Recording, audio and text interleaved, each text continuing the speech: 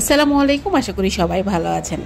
গর্ভাবস্থায় গর্ভের পানির পরিমাণটি নর্মাল কত সেটা নিয়ে আজকে আপনাদের সাথে কথা বলবো। সাধারণত গর্ভাবস্থায় গর্ভের পানির পরিমাণটিকে আমরা বলি অ্যামনিওটিক ফ্লুইড, এবং আল্ট্রাসোনোগ্রামে যে মেজারমেন্ট দিয়ে মাপা হয় সেটাকে বলা হয় অ্যামনিওটিক ফ্লুইড ইন্ডেক্স। এই অ্যামনিওটিক ফ্লুইড ইন্ডেক্সটা যদি 5 থেকে 25 সেন্টিমিটারের মধ্যে হয় তাহলে গর্ভের পানির পরিমাণটি ঠিক আছে। এখন একজন আপু আমাকে প্রশ্ন করেছে যে সাধারণত কতটুকু পানি কমে গেলে নর্মাল ডেলিভারি সম্ভব না।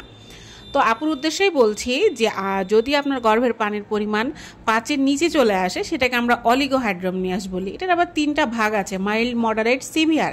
এখন আপনার পানির পরিমাণটা যদি 3 কমে যায়, 3 থেকে কমে যায় 3 সেন্টিমিটারের, তাহলে নর্মাল ডেলিভারি দেখা একটু রিস্কি হবে, কারণ পানি কমে যায়, বাচ্চা ড্রাই হয়ে যায়।